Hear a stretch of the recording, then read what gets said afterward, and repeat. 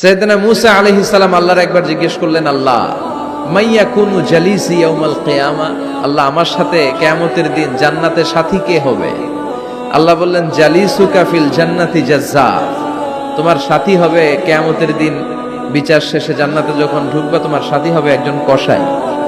কসাই চিনেন? কি করে? গোশত কাটে। সাইয়েদনা মূসা আলাইহিস সালাম অবাক হলেন, ঘটনা কি? কসাই, আমি হইলাম নবী আর আমার সাথে জান্নাতে থাকবে? হাউ কাম ইটস পসিবল, এটা কিভাবে সম্ভব? আল্লাহ বললেন, নিজেই দেখে আসো এটা কেমন কসাই। সাইয়েদনা মূসা আলাইহিস সালাম ছদ্মবেশে কসাইয়ের দোকানে দাঁড়িয়ে রইলেন। দেখলেন স্পেশাল বিশেষ কোনো আমল নাই, কসাই শুধু গোশত কাটে, গোশত বিক্রি করে। দিন শেষে দোকান বন্ধ করে প্যাকেটের ভেতরে গোশত নিয়ে বাড়িতে রওনা হয়েছে। বাড়ির ভেতরে ঢুকে যাওয়ার পর সাইয়েদনা মূসা আলাইহিস সালাম ঘরের দরজার কড়া নাড়লেন।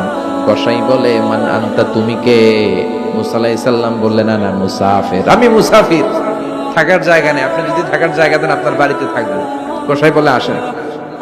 সাইয়েদনা মূসা আলাইহিস সালাম ঢুকলেন। কসাই বলে, এই ঘরে একটু থাকেন, ওই ঘরে আমার একটু কাজ আছে।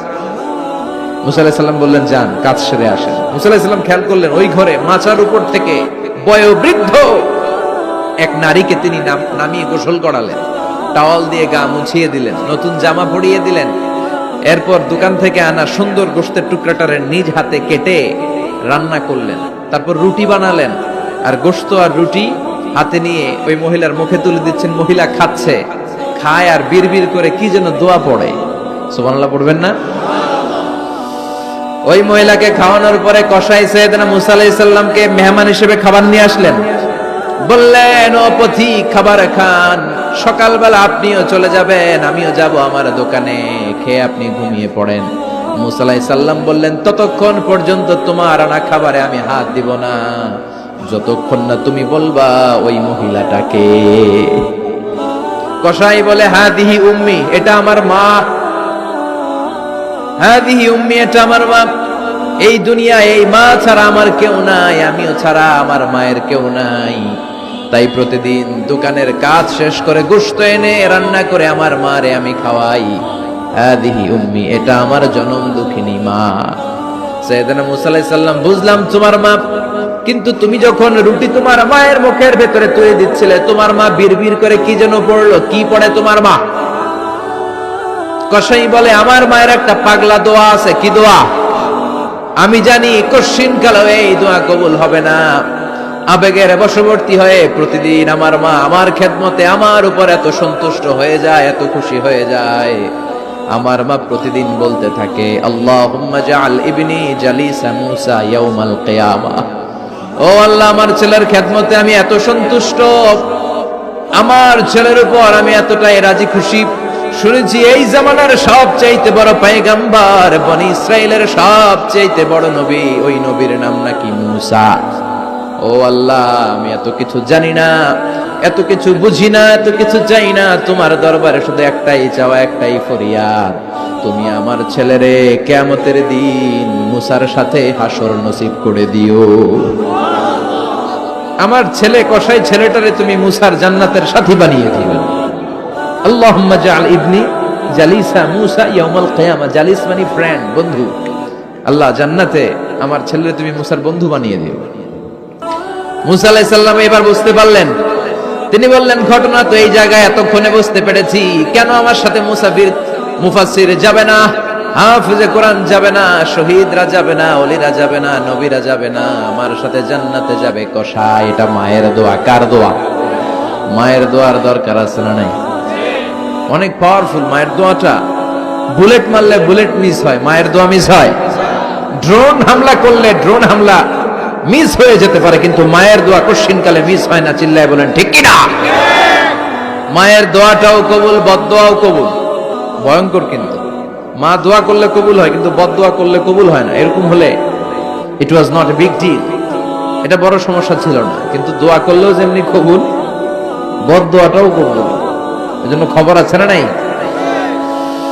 এক একটা মায়ের এক একটা বেবি জন্ম দিতে কষ্ট হয় না?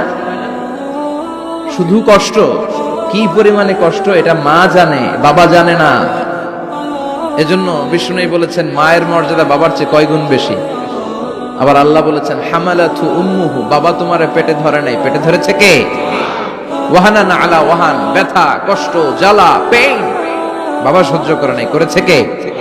ওয়া ফিসালুহু ফি আমাইন, 2 বছর তোমারে বাবা দুধ খাওয়ায় নাই, দুধ খাওয়ালো কে? মায়ের এক ধারে দুধের দাম, কাটিয়া গায়ের চাম, পাপস বানাইলেও ঋণের শোধ হবে না, এমন দরদি ভাবে কেউ হবে না আমার মাগো, এমন দরদি ভাবে কেউ হবে না আমার মাগো। ঠিক কিনা? বিষ্ণু বললেন লাউ কাতাতা জিলদাক, গায়ের চামড়াগুলো কেটে কেটে রোদে শুকিয়ে যদি মায়ের পায়ের 2টা জুতাও বানিয়ে দাও, ছোটবেলা যে দুধ খেয়েছো সেটার 1 ঢোক দুধের শোধ আদায় হবে না। এজন্য মা যে কি কষ্ট করে, এখানে বেশিরভাগই আমরা নরমাল প্রসেসে পৃথিবীতে এসেছি, তাই না? সিজারিয়ান বেবি খুব কম, থাকলে 1-2টা।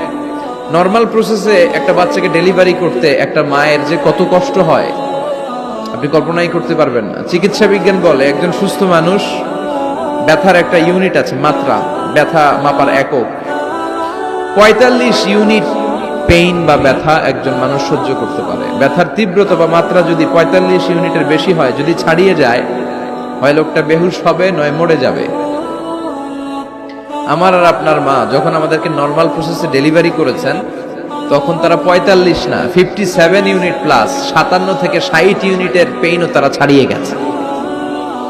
57 ইউনিটেরও বেশি ব্যথা তারা সহ্য করেছে, যেটা কোনো অ্যাক্সিডেন্টে আপনার দেহের 206টা হাড্ডি আছে, তো 20টা হাড্ডি একসাথে কোনো অ্যাক্সিডেন্টে ভেঙে গেলে যত ব্যথা, তার চেয়েও বেশি ব্যথা।